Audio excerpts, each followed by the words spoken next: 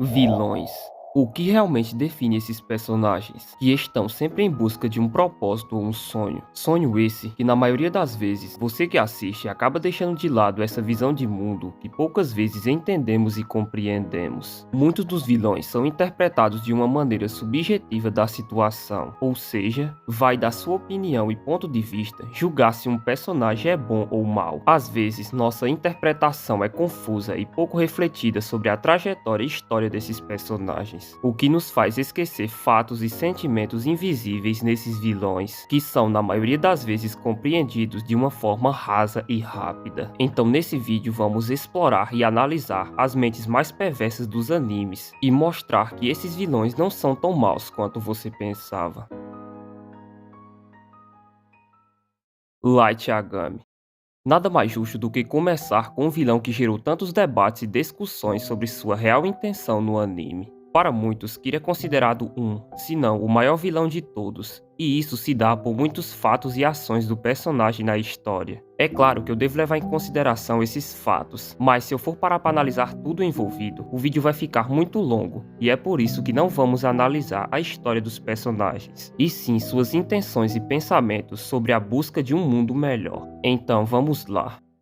Já no início da trajetória do Light, nós somos colocados e expostos aos pensamentos dele e forçados a entender seu lado a partir do que ele observa todos os dias. Ao analisar o caderno que ele viu cair pela janela, o Light brinca e zomba por achar que tudo não passava de uma brincadeira. Só que na cena seguinte, vemos que ele levou o caderno e então ele diz: Deve ter alguma coisa errada comigo para eu cogitar isso. talvez você, eu ou qualquer outra pessoa deixaria aquele caderno lá, ou levaria por curiosidade sem dar tanta importância. Mas o Light não levou o Death Note porque estava curioso ou nada do tipo. Na verdade, o tempo todo ele estava buscando essa pequena esperança para a humanidade.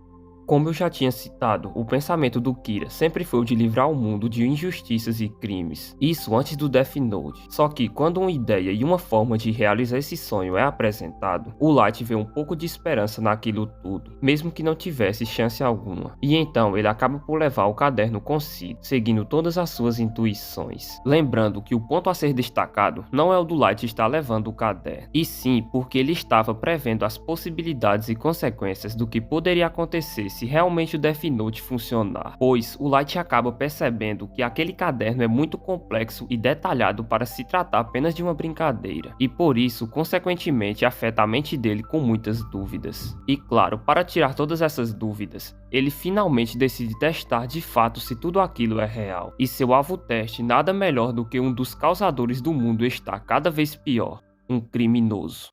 Após o Light confirmar que o caderno funciona, aquela situação toda é tão bizarra e impossível que ele pensa que foi uma mera coincidência e então decide testar mais uma vez, só que pessoalmente agora. E o que vemos é de novo Death Note mostrando que não é um caderno qualquer. Ao perceber isso, Light Yagami entra em desespero e se questiona o porquê estava fazendo tudo aquilo. Eu matei os dois. Eu matei 2 homens. Aquelas eram vidas humanas. Isso não vai ser esquecido. Além do mais, quem sou eu para julgar as pessoas? Não. Não. Talvez eu esteja errado. Era exatamente nisso que eu estava pensando.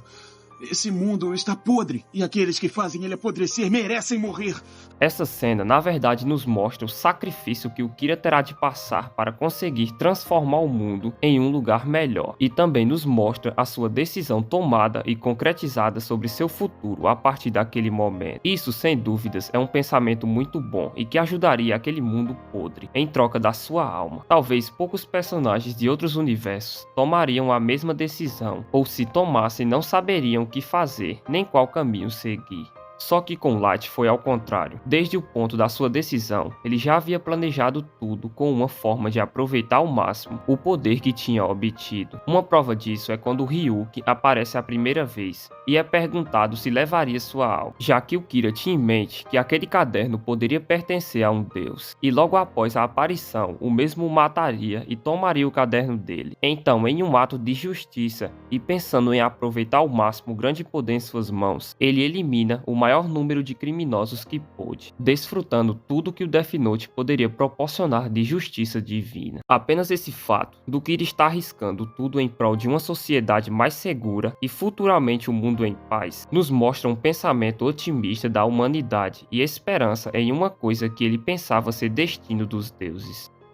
É interessante a gente analisar os pensamentos do Light do início, pois é isso que define sua personalidade e motivação ao longo do anime, e também porque ao decorrer da história, o poder do Death Note vai aos poucos corrompendo o Kira, e cada vez mais moldando sua mente, a ponto dele às vezes deixar alguns princípios de lado que ele mesmo criou. Essa interação com o caderno também nos mostra que as intenções e motivações do Light eram boas a partir dos primeiros episódios, e na realidade, esses pensamentos nunca mudaram. Afinal, do início ao fim, mudar o mundo para algo melhor sempre foi a intenção do Kira. O que mudou ele, de fato, foi não saber administrar um poder tão grande e se deixar corromper por um futuro que nunca existiria. Essa personalidade e desenvolvimento do Kira ao longo do anime foi deixando o seu lado da razão um pouco esquecida e, consequentemente, entrando num lado ainda de justiça, mas uma justiça um tanto quanto rigorosa demais. A justiça de fazer o bem ainda estava com ele. O problema é que se transformou em algo compulsível e idealizado, transformando apenas criminosos em quem entrar no meu caminho. Mas, apesar de toda essa mudança, não podemos excluir também o fato de que o Kira foi tão importante quanto qualquer policial ou autoridade existente no Japão. Sua ideologia era de que, através do medo e culpa, os crimes parassem de acontecer. Uma ideia aparentemente errada e arbitrária, mas que funcionou e ajudou a população a relaxar e poder caminhar tranquilamente nas ruas do Japão. Eu preciso concordar nesse vídeo que o Kira cometeu muitos erros irreversíveis e inconscientes, mas também devemos prestar atenção nas suas ideias e pensamentos através do que ele viveu. Então pensa comigo, imagina quantos crimes, notícias e injustiças o Kira observou, mesmo sendo apenas um estudante. Para chegar em um sacrifício como aquele, o Light teria que ter muita certeza e convicção do que ele estava fazendo e pensar se valeria a pena trocar tudo por uma esperança de salvar o mundo. Destaco aqui e para mim esse foi o maior ato de heroísmo da sua parte, tanto pelo peso simbólico quanto pelo sacrifício de tentar transformar o mundo em algo melhor. Mas você, o que acha? O Light é um vilão ou você concorda com meu ponto de vista sobre sua visão de tentar mudar o mundo? Deixa nos comentários e vamos para o próximo vilão. Nagato. Sem sombra de dúvidas, Nagato foi bem importante para construir todo o cenário de Naruto Shippuden e desenvolver toda uma trajetória. Lembrando que por muitos Nagato já não é considerado um vilão, pois no fim ele acaba se redimindo e se sacrificando. Mas, como eu já tinha mencionado, não vamos focar na história, e sim nos pensamentos e as intenções que ele tinha para transformar o mundo. E para analisar a mente dele, assim como Light, precisamos ir até a raiz e o início dos seus pensamentos. Sua infância. A infância de Nagato é marcada por diversos traumas e ilusões que poderiam facilmente, já naquela idade, transformá-lo, por exemplo, em um Gaara ou um Sasuke. Mas no meio de todo aquele caos, ele consegue encontrar uma coisa que esses personagens anteriores não tiveram, e é o que muda tudo: seus amigos. Em todos aqueles conflitos, guerras e mortes, Nagato encontra em seus amigos um refúgio e um lar que há pouco tempo ele tinha perdido por conta da guerra. Ambos ali tinham quase a mesma história, por serem órfãos dos conflitos, mas um se destacava, que era o Yahiko. Ele era o mais velho, por consequência, aquele que tinha um pensamento mais avançado e desenvolvido entre os amigos. Yahiko tinha um sonho, que era simplesmente acabar com toda a guerra e por fim o mundo conhecer a paz. E aí, já que dias atrás Nagato não tinha propósito algum, não foi muito difícil ele se apegar a esse sonho também, já que todos ali sofriam por conta das guerras. E é a partir desse ponto que a gente explora as intenções de Nagato sobre o mundo e como Jiraiya influenciou a mente dele para que fugisse do ódio e de toda a dor que estava sentindo.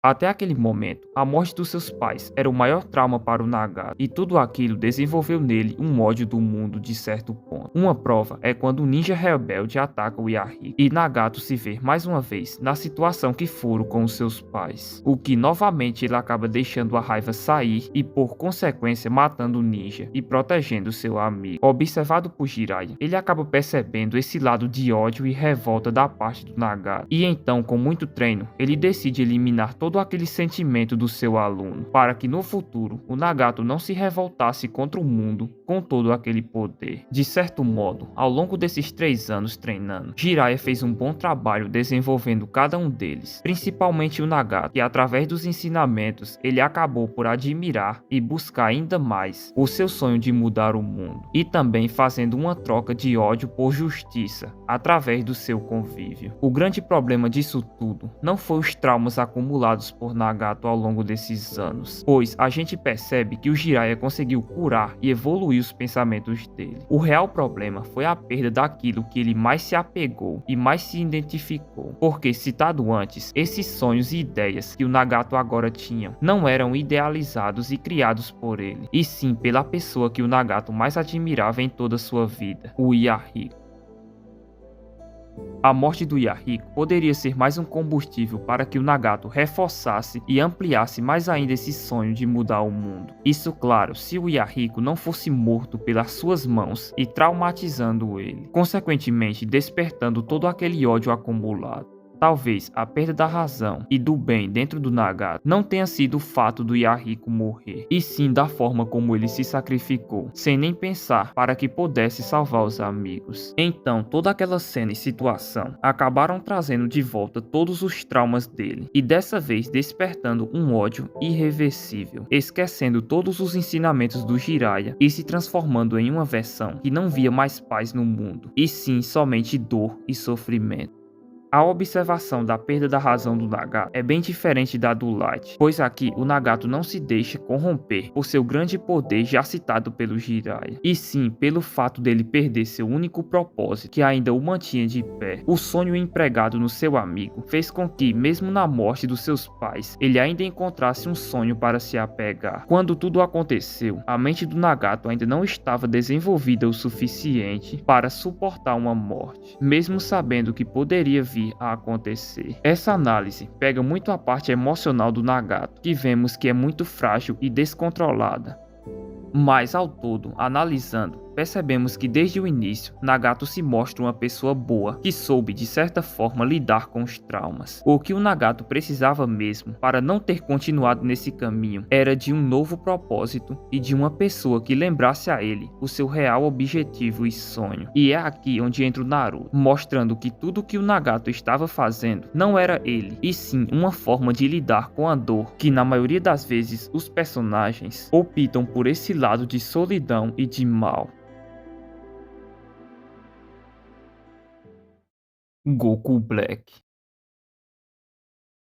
Comparado aos vilões anteriores, Goku Black é o personagem com a ideologia mais abrangente e difícil de entender, ou seja, suas ideias de paz e transformação do mundo são tão complexas que na maioria das vezes julgamos ele de vilão, e isso se dá pelo fato de não entendermos sua história e conhecermos tão pouco suas intenções invisíveis do mundo. Goku Black é tão mal compreendido que nesse personagem vai de você decidir se ele é mal ou bom, segundo o que eu vou falar e analisar no vídeo. Então vamos lá observar e detalhar os pensamentos do Deus Zamasu. Logo no começo, já somos introduzidos na raiz dos seus pensamentos e ações sobre as espécies e a humanidade. Esses pensamentos são idealizados e reforçados ao longo de todo o anime e sua trajetória. Zamasu, na realidade, é um deus aprendiz, e sua função como aprendiz era basicamente aprender os princípios da justiça divina e proteger o equilíbrio universal. Então, desde o início, sabemos que aquela ideologia e pensamentos não vinham de agora, mas sim de uma análise de anos e anos sobre a justiça e comportamentos humanos, que fez com que o Zamasu fosse desenvolvendo esse raciocínio e, consequentemente, aprendendo a odiar o ciclo natural de maldade dos humanos. Não havia o que fazer, nada mudaria esse ciclo de violências e maldade. Então, com todo aquele pensamento e ideologia de acabar com o mal pela raiz, Zamasu monta um plano e decide acabar de vez com todo aquele mal, observado por anos. Pode parecer contraditório, mas a ideia do Zamasu é parecida com a do Kira em certos pontos. A diferença aqui é que o Kira presenciava muito menos injustiças do que um deus poderia presenciar. Zamasu analisava por anos as injustiças e os crimes da humanidade, e mesmo com o poder de um deus capaz de mudar tudo, ele não poderia fazer nada por conta do ciclo natural da vida. Talvez esse fato dele estar aprisionado em suas obrigações, que tão pouco podia fazer para mudar o mundo, desencadeou em Zamasu essa ideia de justiça e que fez com que ele, com suas próprias mãos, quisesse mudar a trajetória do mundo. Antes disso, sem saberem de nada, Goku é apresentado a Zamasu, e é ali onde nasce a ideia de Goku Black. Um mortal capaz de derrotar um deus? Na mente de Zamasu, aquele corpo e poder não poderiam ser desperdiçados por um mero mortal. E também ter a coragem de enfrentar ele e ainda ganhar com facilidade, isso tudo despertou nele uma raiva e admiração por saber que existiam mortais assim. E é aí que seu verdadeiro plano começa: tomar para si o corpo de Goku e construir todo um universo sem injustiças e maldades, eliminando todos os causadores dela, a humanidade. Esses pensamentos e objetivos de Zamasu poderiam até parecer maus e sem sentido, mas se a gente se colocar no lugar dele, vamos perceber uma coisa. Zamasu, como já falado, é um deus que está sempre observando o universo para manter o equilíbrio. Então, imagino que Zamasu tem que ver e escutar todos os dias até a eternidade. É bem interessante o universo de Dragon Ball deixar personalidades e livres pensamentos dos deuses, pois nos mostra o que realmente acontece, deixando eles escolherem seus próprios caminhos.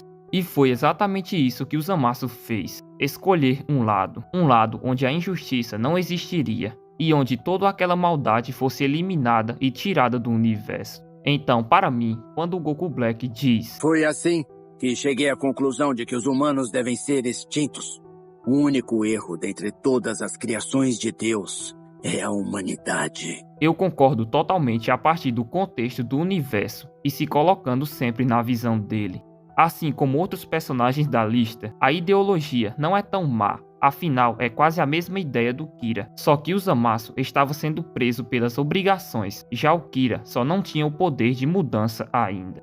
E mais uma vez volto a repetir: o poder excessivo muda qualquer personagem e o transforma em outra versão de sua mente. Então, por mais que pareça a mais boa intenção, o poder tende a manipular esse pensamento e sempre querer mais e mais justiça, ao ponto de se tornar uma justiça excessiva e compulsiva, assim como foi com o Light.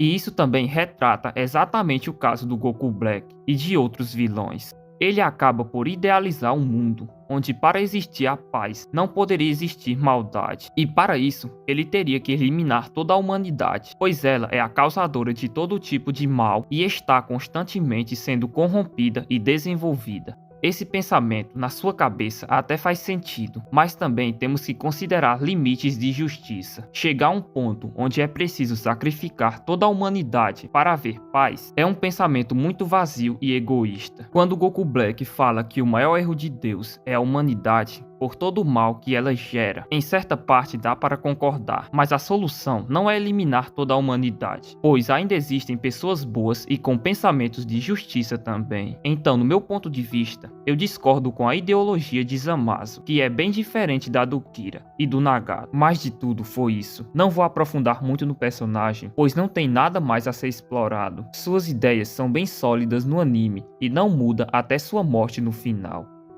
Então, se você gostou, não esqueça de deixar o like e se inscrever no canal. E comenta também qual personagem você gostaria de ver no próximo vídeo. Eu vou nessa e até a próxima.